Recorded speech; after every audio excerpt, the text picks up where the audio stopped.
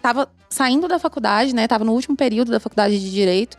E me peguei no momento que eu percebi que eu não tinha ninguém pra me indicar. Eu não tinha ninguém na área do Direito pra me ajudar a alavancar a minha carreira. Ia me formar e ia estar jogada no mercado ali, né? Então, Tá formando em que ano? Formei no final de 2018. Então, eu tava no último período da faculdade, tava estudando pra prova da OAB. E comecei a me ligar nisso. Falei, gente, eu vou me formar e eu não tenho o que fazer. Então, eu comecei a estudar sobre marketing, sobre redes sociais, porque eu percebi que era o único meio que eu tinha pra conseguir mostrar um pouco do meu trabalho. Comecei a estudar, não era pra ensinar marketing, era pra aplicar na minha vida mesmo, pra aplicar no direito. Eu queria ser uma advogada, não queria concurso público, nunca passou pela minha cabeça. Queria advogar e eu precisava montar meu nome ali, criar, construir o meu nome na advocacia. E eu comecei a estudar, né, naquela época.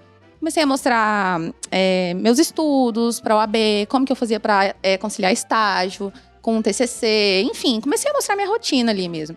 E aí aconteceu que um dia eu resolvi gravar uns stories contando, tipo, fiz uma sequência de stories assim, contando um pouco mesmo dos meus estudos, como que eu fazia, como que era a minha rotina e tudo mais.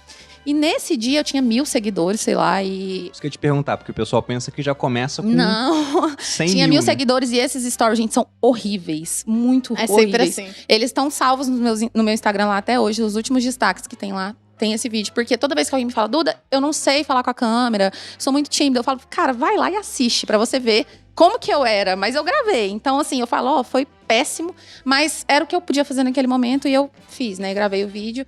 E o que aconteceu? Vários cursinhos de OAB, de Goiânia, compartilharam, falaram, que legal, na época poucas pessoas falavam sobre isso.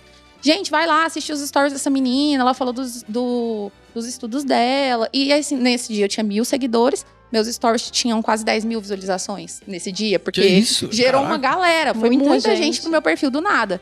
E eu falei assim, gente do céu, o que é isso? Esse trem aqui é bom mesmo. Aí eu fui, né?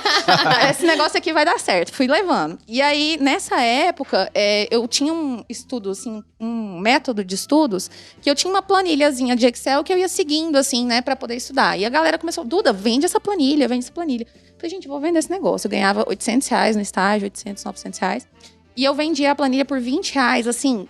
Gente, eu vendia por e-mail. A pessoa tinha que me mandar o e-mail, eu passava a minha conta pra ela, ela depositava, eu mandava a planilha pra ela. Totalmente manual. E isso na confiança porque elas te seguiam e sabiam que você não era da calote, que viu seus stories lá. Viram lá e tal, e viram eu falando dessa planilha, quando eu falei de como que eu estudava. Nossa, Duda, você podia fazer. E tem várias matérias, né, da OAB. Aí eu tirei um final de semana, fiz uma planilha pra cada matéria. Falei, vou vender esse negócio. R$20, R$25. E era por e-mail, assim. E nessa época eu comecei a, tipo assim, dobrar meu salário de estagiário vendendo planilha. Então, ganhava R$800, comecei a ganhar R$500, R$600 vendendo planilha, né? Aí eu me atentei, falei, gente, eu acho que realmente tenho que usar o Instagram a meu favor. Durante todo o ano de 2019, eu usei o meu Instagram pra mostrar a minha carreira como jovem advogada. Então, eu estudava muito sobre marketing, sempre estudei muito sobre isso, mas eu não falava sobre marketing, eu simplesmente aplicava para conseguir construir uma carteira de clientes para mim, né? E você conseguiu ter algum cliente com isso? Eu assim, comparando com outras pessoas que se formaram comigo, né, digamos assim, eu tava construindo meu nome muito legal, vários clientes chegavam por mim pelo Instagram, indicação, eu comecei a fazer palestras também na OAB, então assim... Você chegou a exercer um pouco do direito, então? Sim, durante um ano eu exerci bastante, assim, e tava construindo uma carteira. Eu tô rindo porque a história é bem curtinha, assim. É curto, né? Um ano de direito, e aí eu mudei de carreira. E o que aconteceu? Eu tava nessa pegada do direito mesmo, só que eu comecei a perceber que foi uma coisa que, inclusive, eu sempre dividi muito com as pessoas, né, que me seguiam. Eu sempre, todos os dias, tiro pelo menos 1 hora pra estudar. Todo dia. Uhum. E aí, eu sempre dividi isso. E chegou num ponto que eu comecei a perceber que essa hora de estudo minha nunca era sobre direito. Sempre era sobre marketing. E eu falei assim, caraca, não tô gostando de direito. Eu tô aqui falando de direito, mas eu não tô gostando do direito. Não é isso que eu tô querendo. Metade das pessoas com quem eu me relaciono aqui em São Paulo e na internet são ex-advogados. Eu não sei, acho que o direito não deve ser tão legal, né? Eu não sei se é verdade ou não, nunca parei pra olhar direito e estatística, mas falam que a gente forma no Brasil mais novos advogados do que existem em boas partes do mundo, em número de advogados, assim. Então quase que o mercado ele vai meio que dobrando a cada pouquíssimo tempo. É muito difícil, é muita gente formando. Essa realidade a gente consegue ver, assim, permeando em várias profissões, né? Porque a gente tem no senso comum um pensamento muito claro de quais são o leque de possibilidades que a gente pode seguir no caminho padrão, que é basicamente medicina, engenharia e direito. Pelo menos foi comigo. Não, são as 3 básicas, né? Você pensa assim. Minha mãe falava, não, filho, você pode fazer o que eu quiser com tanto sem engenharia, medicina e direito. Entendeu? Tipo, e tem que fazer a faculdade. Na nossa, eu não sei, a geração de vocês é uma abaixo do que a nossa. Você sabe, acho que faculdade é até uma coisa bem legal de fazer pra você entrar. Mas é porque a gente tem esse senso comum de dizer que... não, porque o Bill Gates, ele largou Harvard. E porque o Steve Jobs, ele saiu de Reed. Mas e olha aí, onde eles largaram também, olha né? Onde eles largaram. Vamos apontar isso aí. O cara fala, não vou nem fazer, sei lá, uma faculdade particular. O cara largou Harvard, né? Cara, acho que mais comum do que grandes personalidades de sucesso terem largado a faculdade é que eles entraram, né? Assim, é mais comum você ver uma pessoa que ficou foda e ela entrou na faculdade do que realmente pessoas que ficaram fodas e largaram. Então, como o Bruno falou, putz, pra você largar Harvard, velho, você já tem que ter uma prova social insana pra você chegar lá dentro. Então, bom, pode ser que isso já te deixe à frente das outras pessoas e te garanta que, bom, com base na sua própria competência, você, fora do mercado, vai conseguir fazer as coisas acontecerem por si só. Mas, voltando nessa coisa da medicina, engenharia e direito, a gente tem esse pensamento, né, que a gente tem que seguir esse caminho, que é o único caminho que a gente é ensinado a seguir. Tirar boas notas na escola, pular de ano, depois entrar numa boa faculdade depois de fazer o Enem, isso se a gente passar de primeira. Entrar pra faculdade, depois passar de como é que é? Período, né? Aí ser efetivado por um estágio, depois entrar numa empresa de fato, subir na escada hierárquica e se aposentar com segurança aos 65 exatamente. anos. Então, depois que você começa a ver com mais, por exemplo, o que a Duda mais, falou... né? Porque vai ter mais reforma da Previdência com o tempo. Você vai ter que continuar trabalhando, né? Exato. Então, como a Duda falou, às vezes, você desenvolve uma paixão com base nos resultados que você tem e não tinha nada a ver com esse caminho padrão que você seguiu. Porque, pô, você queria fazer direito. Você foi ensinada que você tinha que escolher uma única coisa pela qual você perseguia alcançar pro resto da vida, né? Pelos próximos, sei lá, você entrou na faculdade com o quê? 18 anos? 19? Sim. Então, pelos próximos 47 anos da sua vida, você ia ficar fazendo aquilo lá. Só que o ser humano muda, né? Pô, tipo, a gente tem muito gosto, muita paixão, assim. Bruno gosta de... Você foi assim, Breno? Você entrou na faculdade e terminou? Eu comecei a fazer medicina, aí fiquei 6 meses, fiquei menos que depois foi pra direito e depois pra engenharia. Era o leque que eu tinha ali. Não, direito eu não cheguei a entrar, não. Mas quando eu era criança, meu sonho, né, que obviamente não era meu, era um sonho de outras pessoas, era ser juiz de direito. Né? Depois que eu fui entender o que o juiz de direito faz, eu falei, não quero nunca esse tipo de coisa, com todo respeito, né? Mas isso aconteceu quando eu vivi na prática a medicina. Eu comecei a entrar em contato com comunidades carentes lá do Rio de Janeiro, porque a gente tinha uma matéria na faculdade chamada Saúde da Família. E aí a gente subia comunidades carentes para atender pessoas que não tinham condição de descer o morro sozinha e buscar atendimento ali do SUS, né? E prestar aquilo que a gente precisava. Só que, às vezes, assim, o contato que a gente tinha com pessoas que estavam passando por situações tão miseráveis tocava muito e eu não conseguia chegar em casa e trazer uma energia positiva. Passei a admirar muito médico depois disso, de gente que consegue viver aquela realidade com pessoas que estão numa situação muito mais triste todos os dias e chegar em casa, dar um abraço no filho, sorrir, fazer todo mundo se sentir bem, porque eu não conseguia, sabe? Eu chegava em casa e contaminava todo mundo ali. Você entrou na faculdade de medicina com quantos anos? Eu entrei com 19 anos. Ah, bem novo. Eu terminei o ensino médio, eu ia fazer medicina, só que eu não consegui passar pra uma federal, né? Porque minha mãe sempre foi classe média apertada ali, então, tipo, filho, não dá pra pagar a federal, pô, já tem que pagar a escola da tua irmã. Sempre estudei em particular. E aí, o que aconteceu foi que o meu tio, irmão da minha mãe, ele passou pra um concurso de praticagem. Ele se tornou prático. Atraca navio e é uma profissão uma das profissões mais bem pagas. Mais bem pagas, E país. Ele tinha um histórico muito forte na Marinha, ele se aposentou como mar-e-guerra e tal. E aí, quando ele passou nesse concurso, ele falou, Brenão, é o seguinte, cara, eu quero que você tenha sucesso na vida, cara. Você, caso você não passe de novo pra federal, o que eu não passei, vai pra uma particular, passa na particular e eu pago pra você o curso. E aí ele dividiu com a minha mãe dando possível, eu comecei a fazer, né? Fiquei 6 meses. Torrei o dinheiro de toda a família e saí. Gastou dinheiro à toa. Não foi à toa, né? Tipo aquela coisa, eu soube o que eu não ia fazer. Então, exatamente. É igual direito também, as pessoas me perguntam, tipo, você não arrepende de ter feito direito? Eu falei, gente, se eu não tivesse feito, eu não teria tentado praticar marketing jurídico, eu não teria estudado marketing. Então, assim, tudo isso faz parte, né? Te trouxe assim, até aqui, né?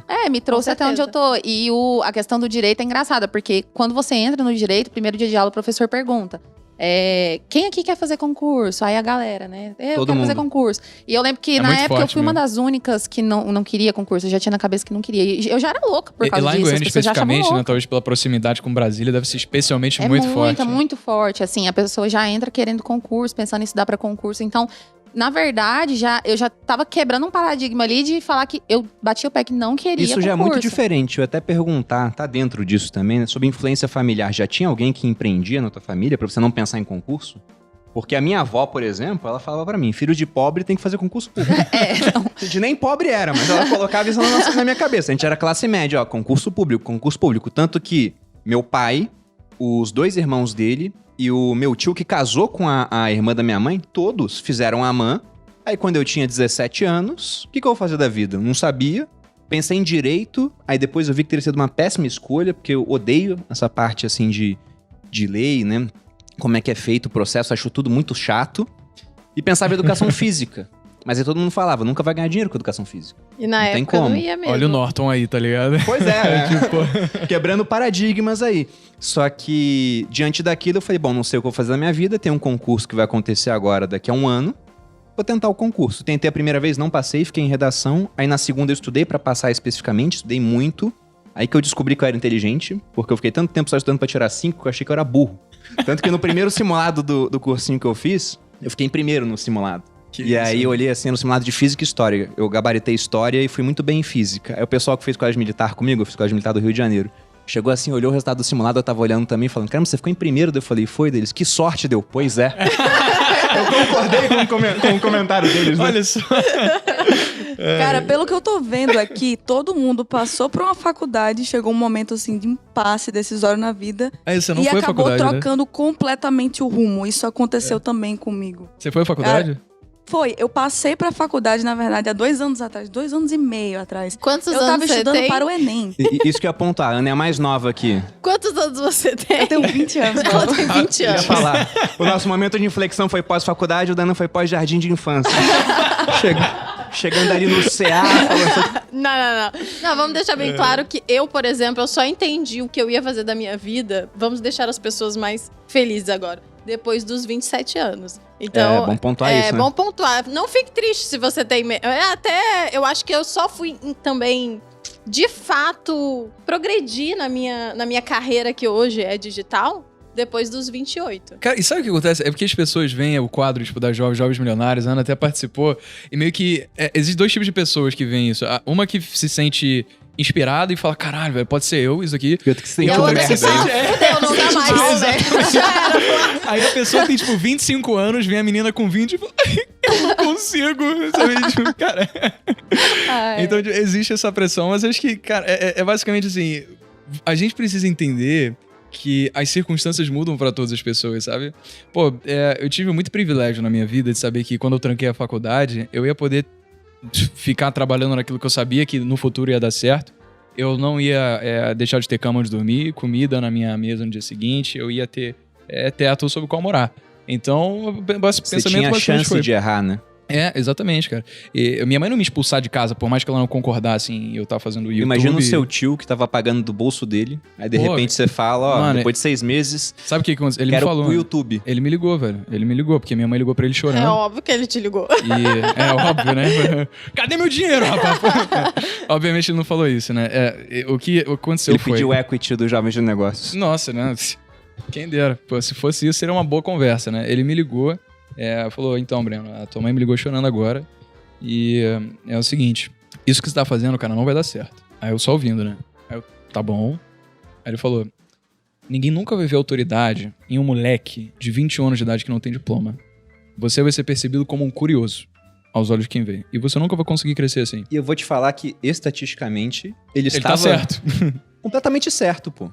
Porque aqui a gente tá contando a história dos vencedores, né? Uhum. É aquilo que você falou. O cara tá lá em casa, pessoas que se sentem uns merda, né? Porque todo mundo ficou rico muito cedo aqui. E tem o jovem de 17 anos que tá assistindo a gente, que vai ouvir a Ana falando que, pô, com 20 tá milionária já. E eu falar, caramba, é isso. Até o de 30, Então pô, não né? vou fazer... Ou de 30. Então não vou seguir esse caminho aqui, mas enquanto a gente tem história de sucesso, tem milhares de histórias de Que não dá fracasso, de certo. pessoas que tentaram mesmo e não conseguiram. Sim, Ana, Tem que conta. pontuar. O pessoal não tá deixando você falar. Vai, Ana, Desculpa. conta como foi. Bom, há 2 anos e meio atrás eu tava saindo do ensino médio. Tava estudando pra caramba pra passar no Enem, na Federal, pra entrar pra nutrição. Que nesse caso era um assunto que eu gostava muito de estudar.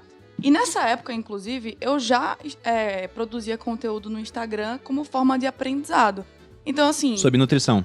Sobre nutrição, dicas em relação a isso e tal.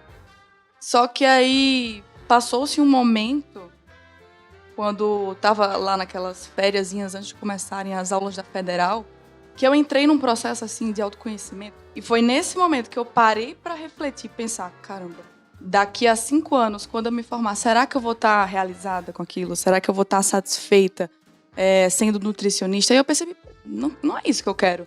Eu nunca fui essa pessoa. E aí eu falei pros meus pais, assim, cheguei.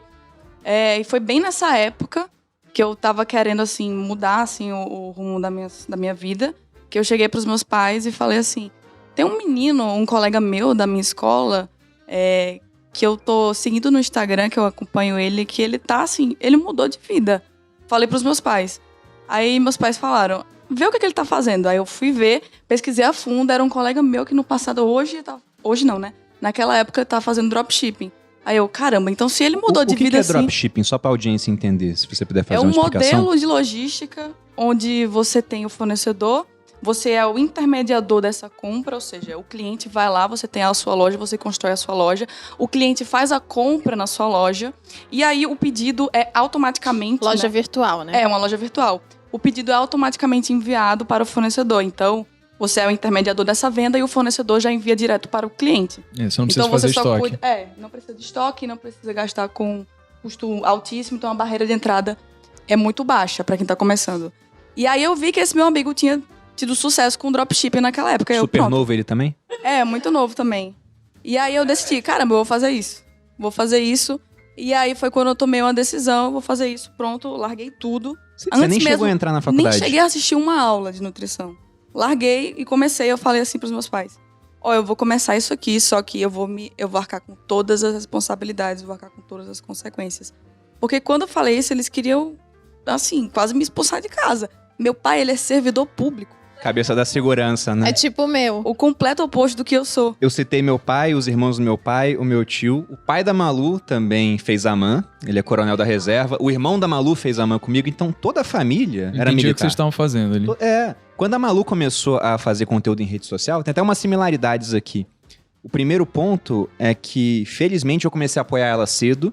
E não precisei ver dinheiro pra isso. Eu precisei ver apenas 500 views no Snapchat. Mas vale dizer que o cedo já era tarde pra mim, perto de vocês, né? Sim. Porque eu comecei na internet quando eu tinha 25 anos. Aí eu comecei lá no YouTube e tal. Começou a dar certo quando eu tinha 26. Até aí, eu era uma pessoa... Eu fiz faculdade, fiz ciência política, pra quem não sabe, sou formada.